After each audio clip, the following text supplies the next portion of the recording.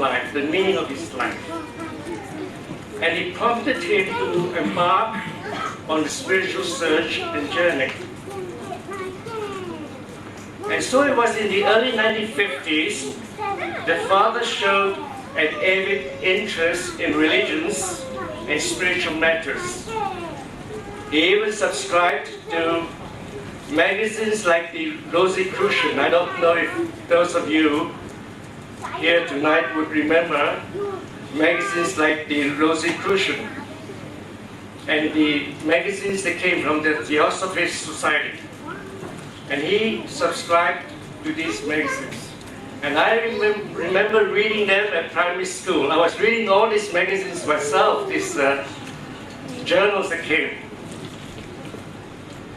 And even then, in the early 50s, I remember quite vividly that we had young missionaries from America, missionaries who came from the Methodist Church, from the Mormon Church, from the Jehovah's Witnesses. They, for some reason, were attracted to our home, and they made a beeline to our home. And they started to give us classes on the Bible. We had Sunday classes. We had, we all studied the Bible. But for one reason or another, we never became Christians. It's interesting because all my 4 sisters went to the Methodist girls' school. We were quite strongly influenced by the Methodist Church, but we never became Methodists. And so it was in 1953-54, over a period of 6 months or so, I think, that my father came into first contact with the faith. And he heard about it, or he saw an advertisement in the papers about a Bahá'í fireside, so it certainly prompted his curiosity, and he wanted to know what this Bahá'í fireside was about. So when he turned up at the fireside that night, this was when he first caught up with Dr. Forster and his very dear wife, Mummy Forster. Of course, Shirley Forster was later very much loved as Mummy Forster throughout Malaysia. And so it was in those days a very special relationship and ties between our families developed. There was many a day when Mummy Forster and her dear husband came to our home and ate with us. My mother was a fabulous cook. She really cooked beautiful food. And so it was always an excuse for her to demonstrate her talents in cooking for the Forsters. And of course, Mummy Forster and her husband loved the food, and they loved the warm ties that were developing very rapidly at the time. And all this time too, Father was studying the teachings very extensively, and he loved the gleanings, the kitab igar. And he just read and read. He was certainly very determined to know everything that he could about Bahá'í Faith. And of course, with the readings, there were the prayers. And he really, I guess in my life, all these years as a Bahá'í, I've never seen a Bahá'í that was so devoted to prayers as he was.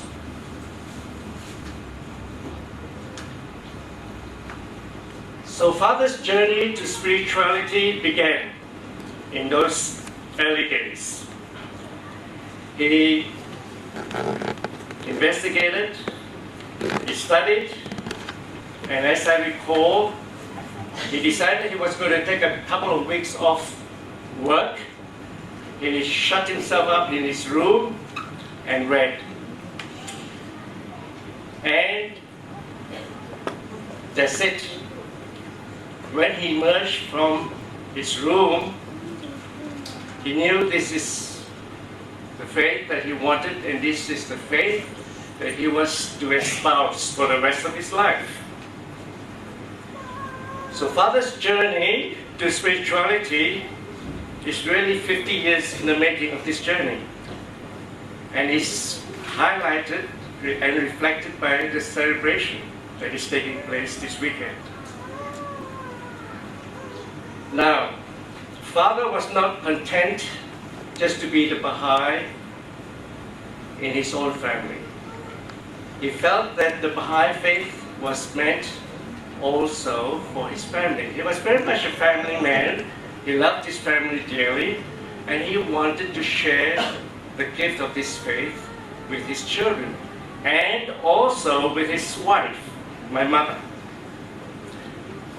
Father was most passionate about his newfound faith, and he set out to teach his family, and he fed us the Baha'i Faith morning, noon, and night, literally 7 days of the week. You know, I was at junior high school in those days, and I got a bit tired of Father dishing out Baha'i to us all the time. So I decided that I was going to read up the Baha'i teachings and argue with him. Well, I ended up not arguing that much with him, but I ended up learning more about the Baha'i Faith and realized that there were such elements of truth in the teachings. And that's it, that's how it happened. But I think the most interesting person that became the Baha'i in the family was my mother. You know, my mother was a very traditional Taoist, traditional Buddhist, if you like, and she had all her gods at home. We had the god for the front entrance, we had a god for the back door, we had a kitchen god, we had all these different deities that were all over the house. And my sisters religiously would burn joss sticks every day, you know, at the deities. So Mother decided that she was not to be left out in the faith because everyone else had become a Baha'i by then. So she decided she was going to be a Baha'i, but she felt that it was important that she had peace with her gods. She was not willing to make an abrupt break with the gods without having a peaceful farewell. And so the family engaged the services of a priestess one day. We had a tremendous ceremonial standoff for these gods back to heaven. And so that day signaled her breaking her nexus with her gods. And when that happened, she never looked back. That was my mother.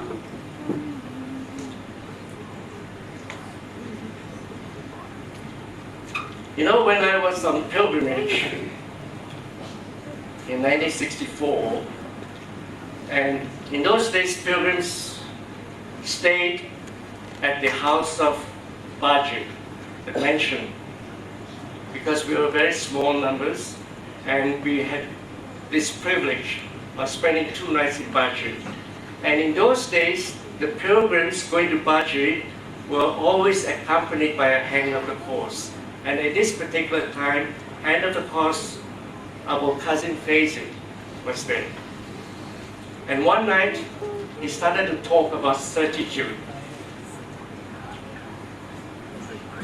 And he gave the example of the disciples of the Christ, who were the fishermen.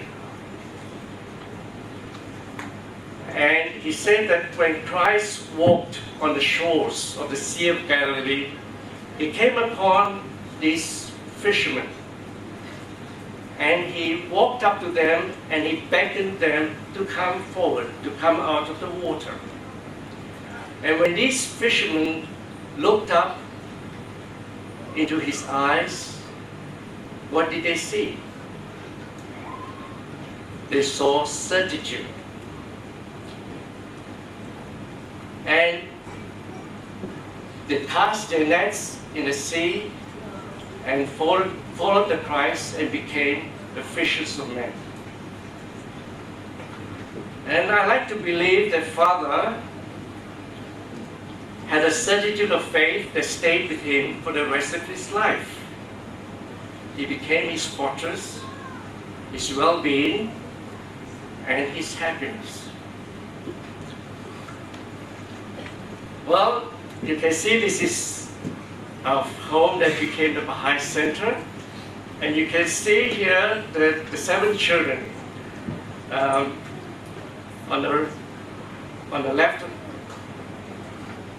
where my mother is sitting, you can see the 4 sisters. There's Lily, there's Annie, there's Nellie, and there's Mary. And then on my father's side, there's Ho Chiu, who's the eldest, and there's me there, and there's Ho Min, who's the youngest, the baby in the family. So this is a family picture that was taken on Father's 60th birthday in 1971, if I remember rightly. As you know, that house is now the Baha'i Center.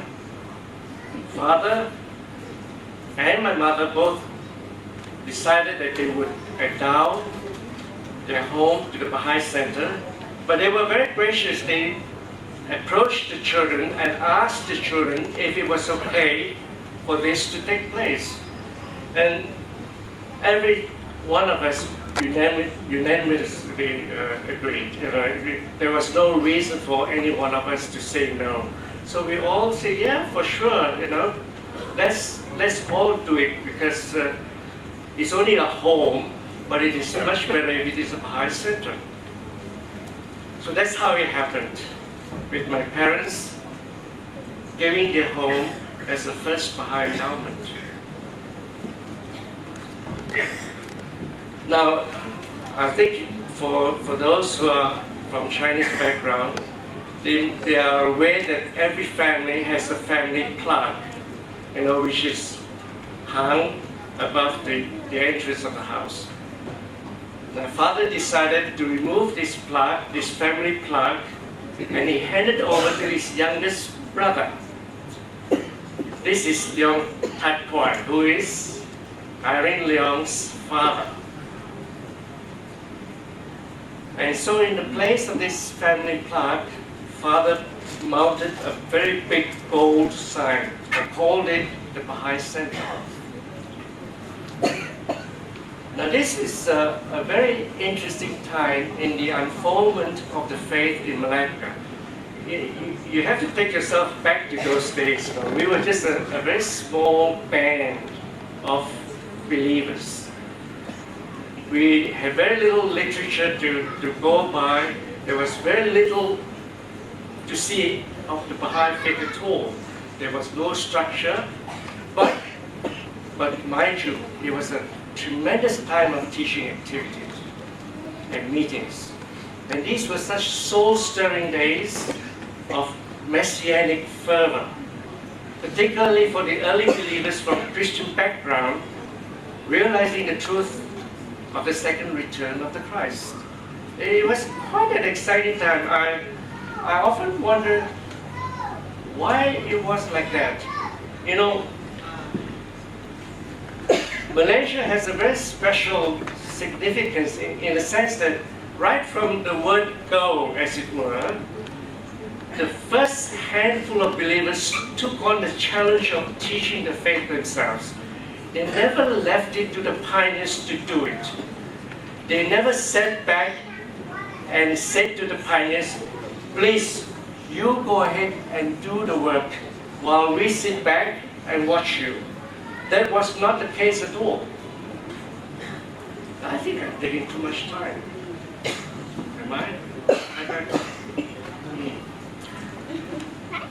So this is what happened, we had tremendous activities.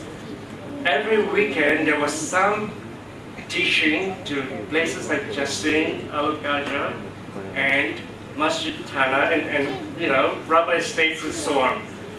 And my father never really took his recreational leave at all. Every year his recreational leave was devoted to travel teaching. not only in Malacca, but interstate. I guess to him that was his fun time, his recreation. My father was a prolific letter writer, and many a time he coerced me to type verses from the e-guide and other books. And I would have to type them all the time because he you know, with his letters, he would enclose copies of these letter verses. So that was his life, writing letter after letter. And he wrote to every Baha'i, literally every Baha'i in the country. I certainly have never seen such a prolific letter like I've seen in my father. I thought I would cover some notable events in his life. The father, in the period 1958 to 1962, had served on the Regional Spiritual Assembly of the Baha'is of Southeast Asia. Now, in those days, they had a Regional Spiritual Assembly that covered a number of countries in Southeast Asia, and he was elected to the RSA and for a number of years. Father was also a delegate at the inaugural election of the Universal House of Justice in Haifa in Wisma 1963, and he was also one of the 19 tellers at the time, appointed to count the ballots. Following the election of the House of Justice, he went on to London to attend the first Baha'i World Congress. And of course, there were quite a number of us who went to London too. I remember people like Raymond Peter, and there was Buster, I believe Buster was there too. So that was a very, very special time because it was an experience that we never forgot. Father also was elected to the inaugural Spiritual Assembly of the Baha'is of Malaya. At the time it was known as Malaya, of course it's Malaysia now. And the year after, Father was appointed to the Auxiliary Board for Propagation. Well, you heard earlier on that he endowed the family home of faith. I thought when preparing this PowerPoint, I thought that was a very signal moment of his life to give the family home as an endowment to the faith. Now, another thing that my father was very conscious of was posterity. Father said that things that we do in our life are never one-off. They always have significance into the future. And he was very conscious of this connection, as it were, with posterity.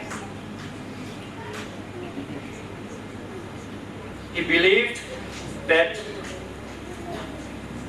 future posterity would look back and appreciate the significance of these days. And he was right, of course. And to the extent that he believed so much in this posterity, he even wrote an account of the early days of Malacca and sealed it in a pipe that he buried under the main entrance to the Baha'i Center. So that was my father. I thought I would also take the opportunity to say something about the Holy Year that took place in Papua New Guinea, you know, the Holy Year of 1992, 1993. And when I was over in Medina, where the Baha'is had organized a very special ceremony, which they call the Malacca ceremony. For those Baha'is here who have been or are still living in Papua New Guinea, they would know what the Malacca festival is about. And one of the chiefs at this festival gave a talk and mentioned the story of the flying foxes.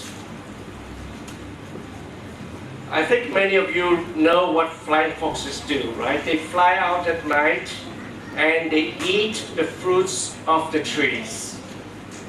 And when they eat the fruits of the trees, they fly into faraway places and they drop the seeds of these fruits.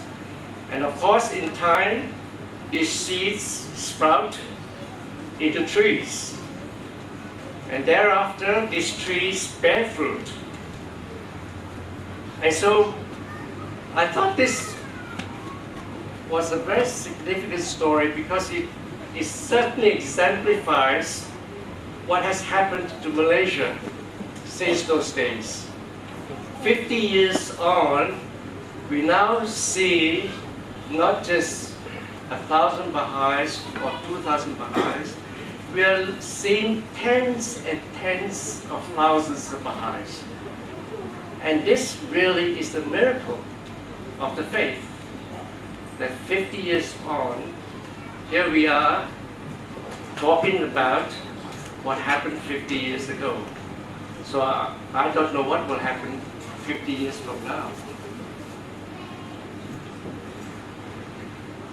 And I thought I would end with a statement that I thought would be very appropriate. This came from a statement that was put out by the Universal House of Justice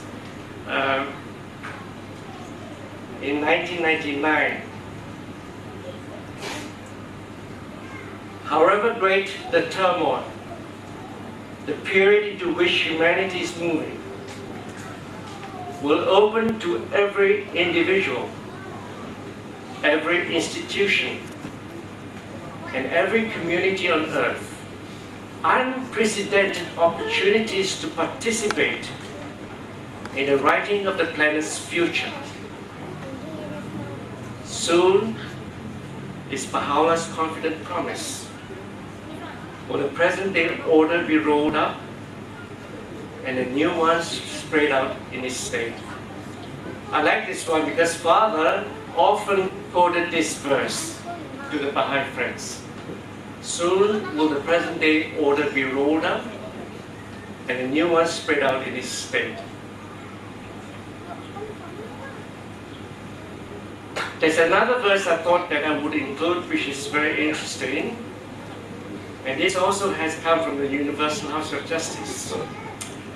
The days pass swiftly as the twinkling of a star. Make your mark now at this crucial turning point of a juncture, the like of which